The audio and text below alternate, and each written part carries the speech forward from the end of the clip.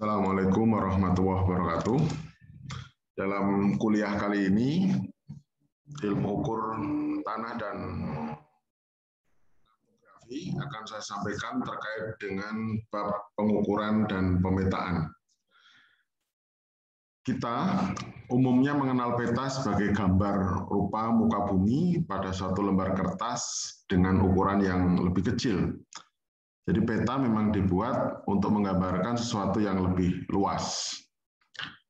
Rupa bumi ini digambarkan pada peta meliputi unsur alamiah dan unsur buatan.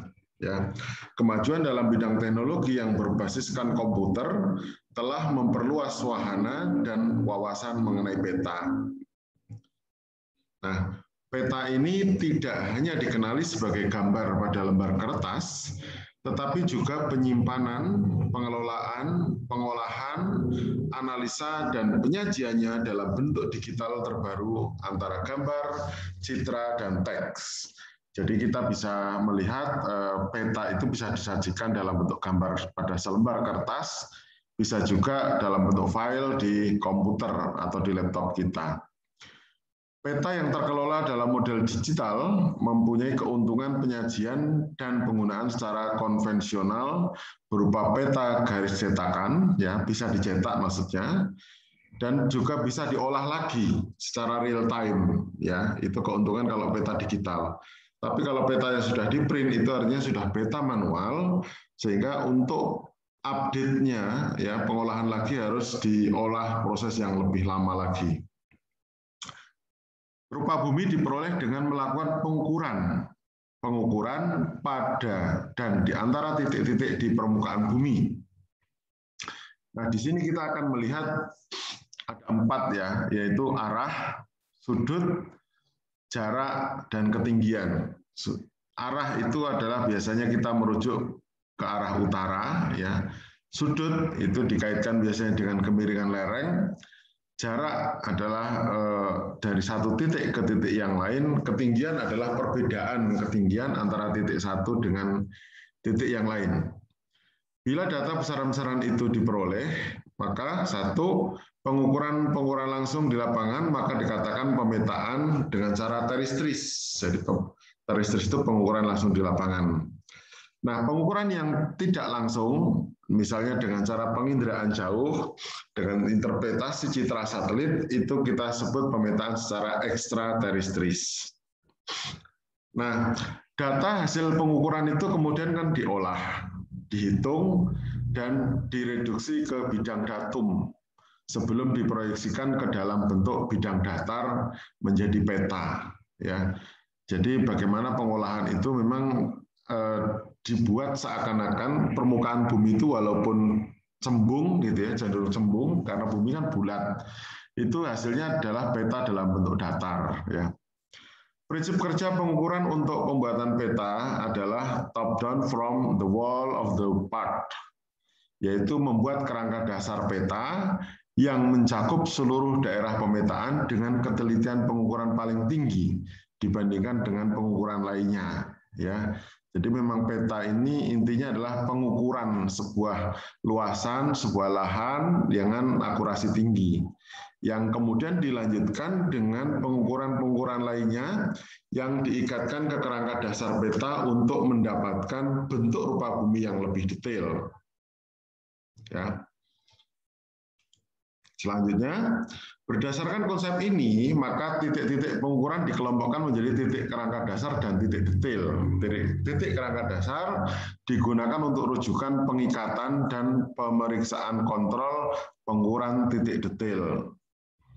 Pemetaan pada daerah yang tidak luas, ya 20 derajat kali 20 derajat atau setara dengan 37 km kali 37 km, permukaan bumi dianggap datar, padahal aslinya kan nggak datar, sehingga data ukuran di muka bumi sama dengan data di permukaan peta. Jadi di peta itu pun walaupun menggambarkan kondisi di lapangan, sebenarnya ya tidak sama persis ya, karena faktanya di lapangan itu kan cenderung melengkung. Kalau Anda ingin membuktikan ketika Anda berdiri di tepi pantai, melihat laut, hamparan laut ke luas di sana, kita akan ketemu namanya sebuah titik horizontal begitu, yang sebenarnya itu adalah titik semu, bukan pandangan yang batas akhir, tapi itu adalah karena kelengkungan laut itu sendiri, sehingga kita tidak bisa melihat lagi yang lebih jauh begitu.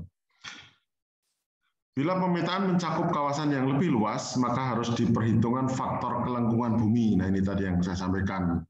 Data harus dipindahkan ke bidang datum dan selanjutnya dipindahkan ke bidang proyeksi peta. Ya, artinya divisualkan dari yang bentuk 3 dimensi menjadi 2 dimensi. Yang tadinya adalah gambaran keruangan menjadi gambaran luas. Berbagai pengukuran dan pemetaan dengan berbagai ketelitian bersama-sama dengan data pendukung lainnya dilakukan untuk mendukung pemodelan, pelaksanaan, dan pengambilan keputusan dalam proses pekerjaan keteknikan ya. Nah, jenis-jenis peta ini yang pernah kita sampaikan. Peta berdasarkan isinya misalnya. Kalau peta hidrografi itu terkait tentang kedalaman dan keadaan dasar laut serta informasi lain yang diperlukan untuk navigasi pelayaran. Kalau peta geologi memuat informasi tentang geologi suatu daerah, bahan-bahan pembentuk tanah, dan sebagainya. Jadi geologi itu menyajikan unsur peta topografi. Nah, peta kadaster adalah informasi tentang kepemilikan tanah beserta batasnya. Jadi orang-orang BPN sering menyebut istilah ini, kan, peta kadaster, peta kepemilikan tanah. Ya, seperti kalau Anda melihat sertifikat tanah itu di bagian belakang ada petanya, ada bentuk luasannya. Itu pemetaan kadaster karena skalanya bisa 1:1000 gitu ya. Artinya 1 cm di peta sama dengan 1000 cm di lapangan atau 10 meter gitu. Nah, peta irigasi memuat terkait dengan jaringan irigasi. Peta jalan memuat informasi tentang jalan. Peta kota tentang jaringan transportasi drainase sarana perkotaan. Peta relief memuat informasi tentang bentuk permukaan tanah dan kondisinya.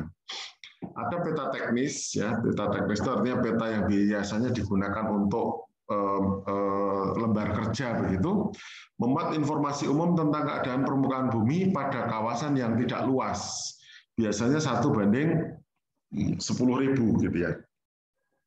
Kalau peta topografi ini yang sering kita pakai, memuat informasi umum tentang keadaan permukaan bumi beserta informasi ketinggiannya menggunakan garis kontur. Ya, di peta topografi ada, di peta rupa bumi juga itu ada garis kontur. Peta topografi ini juga disebut sebagai peta dasar. Karena apa? Peta ini yang mendasari atau yang dijanjikan sebagai dasar dalam pembuatan peta-peta yang lain.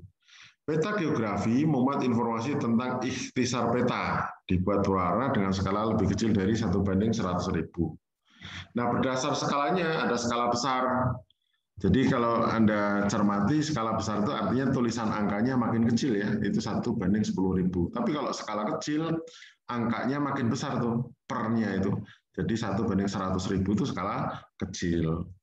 Yang digunakan untuk pertanian di kisaran mana? Rata-rata antara 1:10.000 sampai 1:100.000 pada skala peta sedang. Kalau yang di skala besar biasanya rancang bangunan, ya, rancang bangunan seperti BPN, teknik sipil, ya, bangunan jembatan, perumahan dan sebagainya. Nah, skala peta dinyatakan dengan persamaan, ya, perbandingan atau skala numerik dan skala grafis, yang ini juga kemarin saya sampaikan ketika melihat contoh peta. Peta berdasarkan penurunan dan penggunaannya, ada 2, peta dasar. Peta dasar digunakan untuk membuat peta turunan dan perencanaan umum maupun pengembangan suatu wilayah. Peta dasar umumnya menggunakan peta topografi. Nah, peta tematik dibuat atau diturunkan berdasarkan peta dasar dan memuat tema-tema tertentu. Susunan peta. Peta merupakan media untuk menyimpan dan menyajikan informasi tentang rupa bumi dengan penyajian pada skala tertentu. Bila kawasan yang dipetakan itu tidak luas, maka kemungkinan peta daerah itu bisa disajikan dalam bentuk 1 lembar saja. 1 lembar peta saja. Jadi kalau kita memetakan, sebisa mungkin peta itu disajikan dalam 1 lembar. Jadi tayangan bisa langsung diperlihatkan seperti itu, gitu ya. Kemudian pembagian lembar peta bisa dibuat berdasarkan cakupan kawasan administrasi, batas cakupan geografi, dan efisiensi penyajian jumlah lembarnya. Untuk memudahkan pengelolaan dan pencarian, bisa dibuat indeks peta, ya bisa dalam bentuk teks atau grafis. Lembar peta berdasarkan batas geografi pada berbagai skala, misalnya pada peta topografi disusun dengan pembagian 4 turun berulang. Misalnya skala 1:100.000 tersaji dalam 1 lembar, maka skala 1:50.000 akan tersaji dalam 4 lembar peta. Jadi istilahnya 1 peta kemudian diuraikan menjadi 4 peta yang lain begitu. Kemudian masing-masing lembar kanan atas, kanan bawah, kiri bawah, dan kiri atas. Jadi lembarannya itu ya terbagi 4 begitu ya. Pembagian lembar seperti ini juga dikaitkan dengan sistem proyeksi peta yang digunakan untuk menggambarkan peta. Ya. Selain skala peta, arah orientasi peta harus tersajikan dalam 1 lembar peta, bergantung pada kedekatan lokasi kawasan peta terhadap kutub utara atau selatan bumi. Maka orientasi peta akan dibuat ke arah mendekati arah kutub. Ya. Di Indonesia arah orientasi peta adalah arah kutub utara atau utara peta gitu ya. Arah utara peta pada peta topografi dibuat sejajar dengan tepi lembar peta, tetapi pada peta tematik tidak selalu demikian. Boleh menyerong terhadap tepi lembar peta asal tidak terbalik ya. Jadi memang arah utara itu kan ada utara magnetik gitu ya. Jadi utara menurut kompas itu kadang-kadang kan agak menyerong ke kanan sedikit gitu ya. Arah utara peta bisa dinyatakan dalam arah utara geografis berdasarkan sistem proyeksi peta, arah utara geografis berdasarkan 1 titik sistem kerangka dasar tertentu, atau arah utara magnet berdasarkan 1 titik sistem kerangka dasar tertentu. Jadi ini memang arah utara itu bisa terlihat macam-macamnya. Nah, jenis pengukuran. Jenis pengukuran untuk membuat peta bisa dikelompokkan berdasarkan cakupan elemen alam, tujuan dan cara alat dan luas cakupan pengukuran. Misalnya berdasarkan alam, ya, pengukuran daratan atau survei lahan berupa pengukuran topografi, pengukuran kadaster, gitu ya. Kalau pengukuran perairan itu muka dasar laut, pasang surut, pembuatan pelabuhan dan sebagainya. Pengukuran astronomi untuk menentukan posisi di muka bumi biasanya menggunakan GPS, gitu ya. Berdasarkan tujuan ada peta teknis sipil, jadi memang untuk pekerjaan bangunan. Peta untuk keperluan militer, jadi dikaitkan dengan misalnya kita tahu kan alat-alat militer itu misalnya kayak tank-tank itu kan berat sekali ya, itu memerlukan jalur jalan menuju ke lokasi, lalu terkait serangan, potensi gangguan dan sebagainya. Ada pengukuran tambang, ya pemetaan di daerah tambang seperti pemetaan lahan untuk reklamasi lahan bekas tambang, pengukuran geologi, arkeologi dan sebagainya.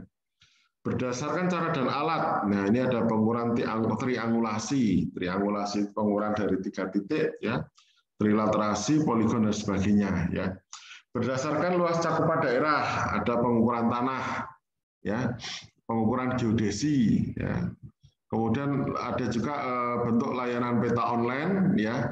Nah, ini adalah sejarah bahwa peta ini terutama ditandai sejak pertengahan 80-an, ditandai dengan semakin banyaknya program aplikasi peta digital. Maka berkembang teknologi internet yang pertengahan tahun 90-an juga mulai dikembangkan peta online, ya. Yang sekarang ini yang Anda bisa lihat adalah peta-peta yang tersaji begitu mudahnya lewat Google Earth misalnya, atau Google Map, atau juga bahkan layanan-layanan belanja online, misalnya transportasi online seperti Gojek, Grab gitu, banyak menggunakan fasilitas dari Google Map untuk aplikasi bagaimana menuju suatu lokasi atau mengukur jarak dan sejauh mana itu bisa dijangkau oleh perjalanan kita. Jadi artinya dalam pemetaan ini kita membutuhkan update dari model yang dulunya manual, dari kita awal-awal membuat sketsa, kemudian peta dalam bentuk lembar, dan sekarang trennya adalah peta dalam bentuk digital. Artinya nanti kita bisa menyesuaikan diri dalam bentuk digital ini, bukan saja kita sebagai pengguna peta, tapi kita juga menjadi mahasiswa yang bisa membuat peta tersebut sesuai dengan tematiknya, sesuai dengan tujuannya untuk apa. Saya kira itu kuliah ini, semoga bermanfaat, kurang lebihnya mohon maaf. Wassalamualaikum warahmatullahi wabarakatuh. Salam sejahtera buat kita semua, terima kasih.